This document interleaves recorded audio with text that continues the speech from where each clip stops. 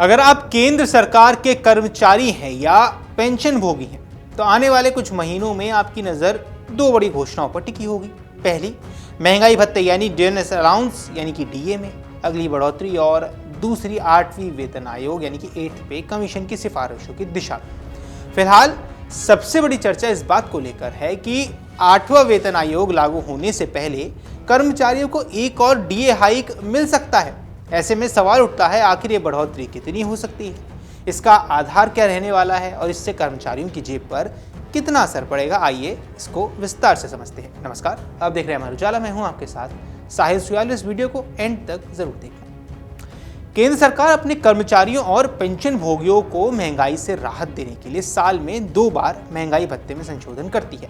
पहला संशोधन जनवरी से लागू होता है, दूसरा जुलाई से। इस समय जुलाई 2026 का डीए रिवीजन सबसे बड़ा विषय बना हुआ है। इसकी वजह यह है कि 8वें वेतन आयोग की प्रक्रिया भी प्रारंभिक चरण में है और उसकी सिफारिशें लागू होने में अभी समय लगेगा। ऐसे में कर्मचारियों को फिलहाल 7वें वेतन आयोग के तहत ही वेतन और महंगाई भत्ता मिलता रहेगा। यही कारण है कि जुलाई में होने वाली डीए बढ़ोतरी को लाखों कर्मचारियों और पेंशन भोगियों के लिए तत्काल राहत के रूप में भी देखा जा रहा है। अब महंगाई भत्ता यानी डियरनेस अलाउंस यानी डीए वो अतिरिक्त राशि है जो सरकार अपने कर्मचारियों और पेंशन भोगियों को बढ़ती महंगाई के प्रभाव से बचाने के लिए देती है।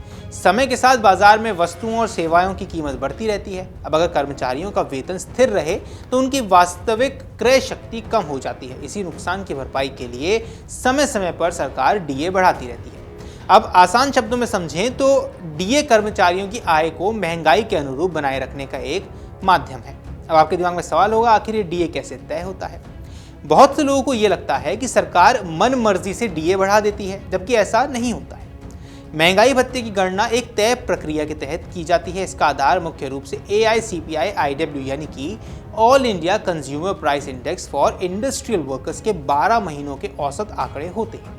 यानी अगर महंगाई बढ़ती है तो CPI-IW के आंकड़े ऊपर जाते हैं और उसी के आधार पर डीए में वृद्धि की संभावना भी बढ़ जाती है। इसलिए हर महीने जारी रहने वाले CPI-IW के आंकड़ों पर कर्मचारी संगठनों की खास नजर भी रहती है। अब अभी कर्मचारियों को कितना डीए मिल रहा है ये भी समझ लीजिए।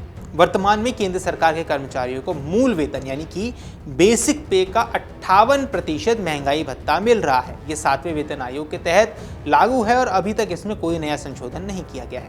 अब जुलाई 2026 का संशोधन का इंतजार किया जा रहा है। हालांकि सरकार की ओर से अभी कोई आधिकारिक घोषणा नहीं हुई है, लेकिन मौजूदा महंगाई के आंकड़ों और CPI-IW के रुझानों को देखते हुए विशेषज्ञों का अनुमान है कि जुलाई 2026 में डीए में लगभग 2 से 3% तक की बढ़ोतरी हो सकती है।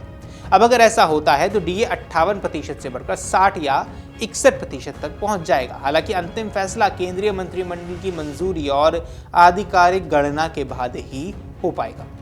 अब महंगाई के ताजे आंकड़े क्या कहते हैं ये भी समझिए। हाल ही में जारी खुदरा महंगाई यानी रिटेल इन्फ्लेशन के आंकड़े बताते हैं कि महंगाई का दबाव पूरी तरह खत्म नहीं हुआ है। मई 2026 में खुदरा महंगाई बढ़कर 3.93% हो गई, जबकि अप्रैल में ये 3.48% थी।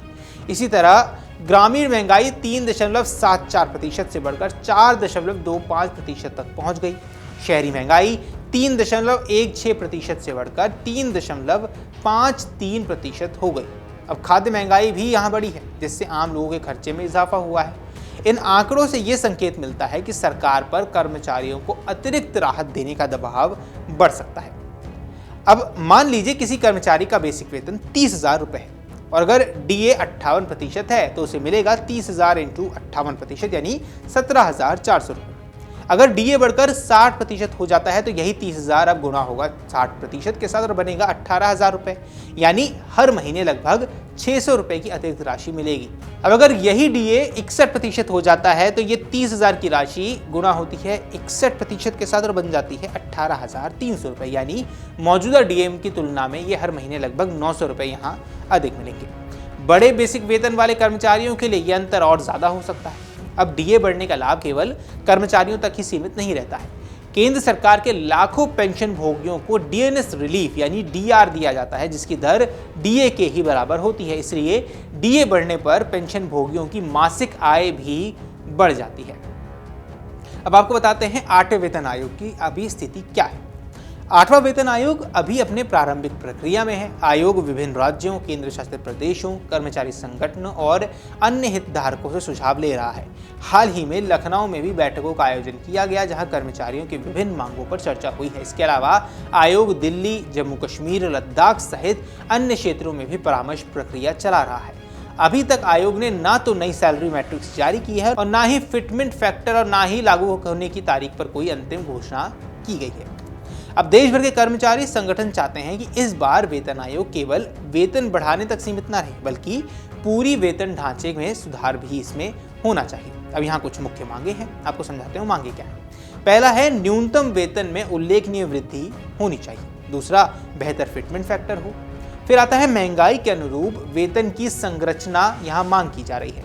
भत्तों की समीक्षा की जानी चाहिए और पेंशन व्यवस्था में सुधार की बात भी कही जा रही है। इसके अलावा वेतन विसंगतियों को दूर करना भी इसमें शामिल है और सेवा लाभों में सुधार की बात भी इसमें कही जा रही है। अब कर्मचारी संगठनों का कहना है कि बढ़ती महंगाई और जीवन यापन की लागत को देखते हुए वेतन संरचना में बड़ा बदलाव बेहद जरूरी है। तो सवाल उठता है, क्या डीए बढ़ने के बाद ये सब खत्म हो जाएगा?